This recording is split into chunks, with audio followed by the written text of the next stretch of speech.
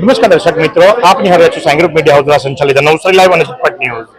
કદાચ આ ચહેરા જોતાની સાથે આપને ખ્યાલ આવી ગયો છે કે આ એ જ ચહેરાઓ છે કે જે ઇલેક્શન પહેલા પણ પોતાની માંગને લઈ અને નગરપાલિકા કચેરી ખાતે અને ત્યારબાદ કલેક્ટર કચેરી ખાતે પહોંચ્યા હતા, કારણ કે એમનો એક સીધો અને સરળ પ્રશ્ન હતો કે અમને વિસ્થાપિત કર્યા છે તો અમને પાછું સ્થાન મળે, ડિમોલેશન કર્યું છે, અમને વિકાસનો કોઈ વાંધો નથી, પણ વિકાસ અમારા છાતી ઉપર ન થવો જોઈએ। તો ફરી એકવાર પાછા આજે તમામ આદિવાસી ચહેરાઓ જે ખરા એ મોટી સંખ્યાની અંદર પહેલા કલેક્ટર કચેરી ખાતે આવેદનપત્ર આપ્યા બાદ મહાનગરપાલિકાની કચેરી ખાતે આવ્યા છે। જો કે સમય થોડોક વિપરીત છે, કારણ કે આજે એક બાજુ વિજલપુરની અંદર સેવા સેતુ કાર્યક્રમ ચાલી રહ્યો છે તો બીજી બાજુ સીએમ અને રાજ્યપાલ આવી રહ્યા છે। તો ત્યારે ઓએસને એમણે આવેદનપત્ર આપ્યું છે।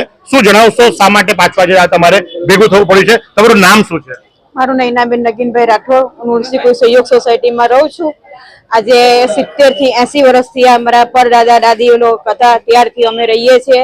આજે 1-2 નોટિસ આવવાથી અમને 10 તારીખની મુદત આપી હતી, એના બીજે જ દિવસે અમારા ઘરે મશીન આવ્યું, ટેમ્પા આવ્યા, સાહેબો આવ્યા, એમ કરીને અમે કીધું સાહેબ, અમે વિનંતી કરી કે સાહેબ અમને કંઈક જગ્યા આપો કે અમારી કંઈક વ્યવસ્થા કરો સાહેબ, કે પછી અમે રાજી ખુશી આ જગ્યા અમે છોડવા માટે તૈયાર છે। પણ સાહેબે અમારો કોઈ પણ રસ્તો કર્યો નહીં, અમને ઘસડી મૂકીને ઘરની બહાર કાઢી, અમારું સર સામાન વિખરાવીને અમને ઘરની બહાર કાઢી, અમારું મકાન તોડી રાખવામાં આવ્યું। પણ આજની દિવસમાં આજની તારીખમાં જ્યારથી મકાન તોડ્યું છે ત્યારથી હું એ જ જગ્યા પર એ જ રસ્તા પર હું ખુલ્લા ને તડકામાં આજે હું બેસી છું, પણ મારું કોઈ મકાન નથી, મારું ઘર નથી, મારો હું ઘર પરિવાર લઈને હું ક્યાં જવાની, મારી વહુની 2 મહિનામાં ડિલિવરી આવવાની, હું ક્યાં લઈને જાઉં, મારા પાસે કોઈ વ્યવસ્થા નથી। પ્રાણ સાહેબને મેં એટલી માંગણી કરી કે સાહેબ મારું કંઈક કરો, મને કંઈક જગ્યા આપો। તો સાહેબે મારી આગળ જે અરજી હતી એને સ્વીકારીને એણે એમને એમ કીધું કે બેન તમે 24 લાખ રૂપિયા ભરો તો અમે તમારી માંગ પૂરી કરીએ। પણ મેં કીધું સાહેબ આજે મારા પાસે એટલું કાંઈ નથી, મને લેખિતમાં નહોતું આપ્યું હતું, મને મૌખિકમાં કીધું હતું કે બેન તમે 24 લાખ રૂપિયા ભરો। મેં કીધું સાહેબ મારા પાસે કંઈ નથી ને મારાથી નહીં ભરાયું, એટલા માટે મને આ રીતના લોકો કરી દીધું। આજે હું ઘરની બહાર છું, મારા પાસે કોઈ વ્યવસ્થા નથી, મારા પાસે કોઈ ઘર નથી ને મારું સર સામાન, મારું ઘર પરિવાર હાવ વિખરી ગયું છે, મારા પાસે કંઈ જ નથી। અમારા 2 ઘર છે, આજે અમે બંને ઘર એક રોડ ઉપર અમે આજે બેસીને આજે અમારું સમાજ અમારા માટે બધી જે માન સેવા કરવી હોય એ બધી અમારી માટે લોકો કરતા છે। સરકારે તો દાવા કર્યા કે તમને રેન બસેરામાં રહેવાની વ્યવસ્થા કરી આપી, સ્પોર્ટ્સ કોમ્પ્લેક્સમાં તમારો સામાન મુકાવી આપ્યો, પણ સાહેબ અમને કીધું હતું, પણ સાહેબ અમને એ રીતના કીધું હતું કે અમે તમને 15 દિવસ માટે રાખીએ। તો અમે કીધું હતું કે સાહેબ 15 દિવસ પછી અમારે ક્યાં જવું? તો અમે એમ કીધું કે સાહેબ અમને કઈ એવું લખાણ કરો કે 15 દિવસ પછી તમે અમને વ્યવસ્થા કરી આપો, કે અમને કઈક જગ્યા કરી આપો, કે અમને કોઈક મકાન કરી આપો।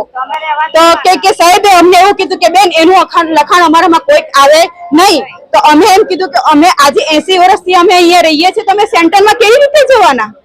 તો આજે અમે સેન્ટરમાં નથી ગયા ને આજે એ જ રસ્તા પર ને એ જ જગ્યા પર એ લોકો તારનું કમ્પાઉન્ડ કરી દીધું ને અમે આજે રોડની ઉપર અમે રહીએ છીએ, અમે રોડની ઉપર જ રહીએ। આજે મારા પાસે કોઈ સત નથી, આજે વરસાદનો સમય આવવાનો સાહેબ, અમે ક્યાં જવાના? પણ અમારી કોઈ વ્યવસ્થા કરી નથી। આપે જે આજે આવેદનપત્ર આપ્યું તે સંદર્ભે તમને શું જવાબ આપવામાં આવ્યો? એમાં એવું કીધું છે કે અમે સાહેબ નથી, અમે 2 દિવસ પછી તમને જવાબ આપીએ।